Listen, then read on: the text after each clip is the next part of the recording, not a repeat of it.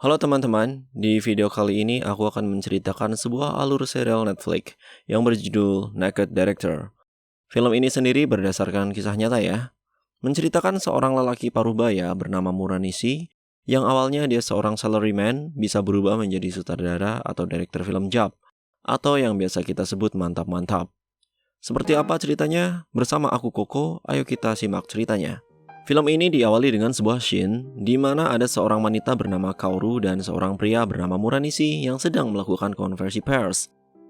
Dalam konversi tersebut, Kaoru dan Muranishi mematahkan stigma masyarakat Jepang yang dimana ketika wanita mengatakan bahwa ia menginginkan mantap-mantap, dianggap tabu.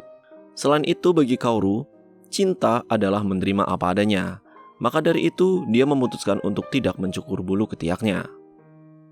Sementara apa yang diungkapkan Muranishi pun juga tidak jauh berbeda ya. Dia mengatakan bahwa sisi kemanusiaan itu adalah ketika manusia menunjukkan semuanya. Maka dari itu, film JAP yang dia buat itu adalah menunjukkan sisi kemanusiaan itu sendiri. Moto dari dua manusia yang begitu indah ya teman-teman. Kemudian Muranishi terlihat siap untuk menyuting video. Kemudian dengan bersamaannya dia mengatakan action, maka scene film pun menjadi hitam. Ya, scene yang di awal tadi itu adalah saat dimana Muranishi udah menjadi sutradara sukses. Tapi sebelum itu, kita akan melihat berbagai kejadian masalah yang sangat menarik sebelum dia menjadi seperti yang terlihat barusan. Oke, di Hokkaido, cerita bermula saat Muranishi di kamar mandi sedang melakukan kokang terhadap senjata pribadinya. Di siang itu, dia tidak bersemangat dalam bekerja. Sampai-sampai atasannya pun mengancam jika produk yang Muranishi jual tidak laku lagi, maka dia akan diberhentikan. Dia pun sampai dibanding-bandingkan dengan teman kerjanya yang bernama Ono. Akhirnya, Muranishi pun tak ragu-ragu ingin belajar teknik penjualan dari Ono. Dan Ono pun menerimanya, lalu Ono mengajak agar Muranishi mengikutinya, dia bekerja besok. Di keesokan harinya, pagi-pagi ketika Muranishi akan berangkat bekerja, terlihat finansial keluarga Muranishi pun sangat buruk.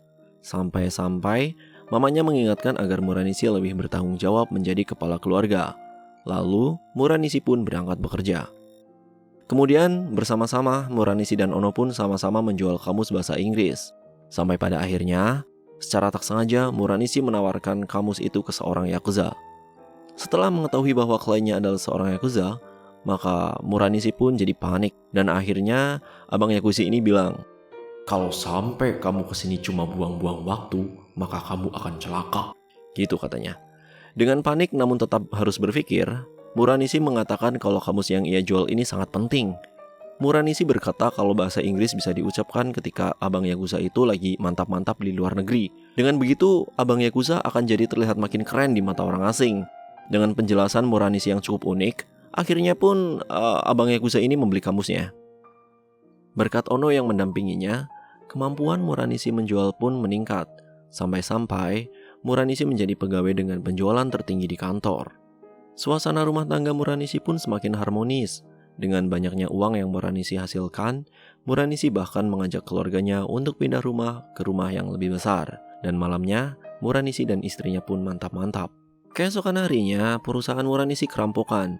Semua anggaran kantor pun ludes. Akhirnya, Muranishi pun pulang ke rumah. Di rumah, Muranishi mendapati istrinya lagi ikeh-ikeh sama laki-laki lain gitu. Istrinya Muranishi itu selingkuh gitu ya. Istrinya bilang kalau Muranishi itu nggak pinter buat ikeh-ikeh gitu.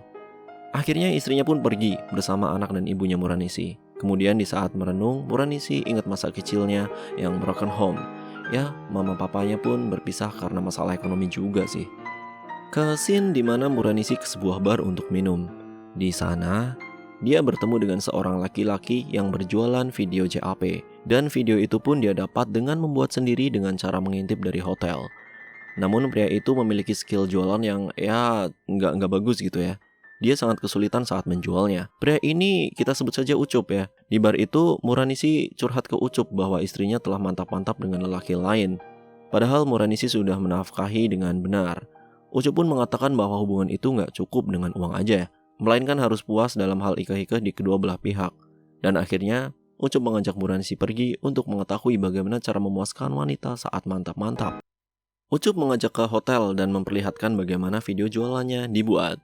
Di sana, Muranisi melihat sendiri bagaimana orang mantap-mantap sampai puas. Muranisi pun memperhatikan teknik-teknik mantap-mantap yang bisa memuaskannya.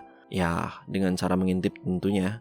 Setelah itu, Muranisi menyadari bahwa video JAP ini adalah barang yang sangat bagus. Ya, benar-benar bagus, ya kan? Dari hal itu, akhirnya Muranisi dan Ucup mulai bekerja sama, yaitu Ucup yang memproduksi dan Muranisi yang akan memasarkannya. Untuk produk pertamanya, diterima di sebuah toko dengan sambutan yang sangat bagus dari pemilik toko, yang tentu saja sang pemilik toko pun nonton duluan ya. Karena hal itulah Muranisi menjadi optimis. Dia mengcopy video tersebut dengan jumlah banyak. Dengan menenteng tas besar berisi barang laknat, ia berjalan dengan percaya diri dan mulai memasarkannya. Kemudian, Naked Director episode 1 pun selesai. Oke teman-teman, itulah alur cerita Naked Director episode 1. Sangat menarik. Keteguhan dan jiwa pebisnis seorang pria bernama Muranisi layak kita contoh. Segitu dulu episode kali ini. Jaga kesehatan kalian agar tetap sehat selalu dan sampai jumpa di Naked Director episode selanjutnya. Bye-bye.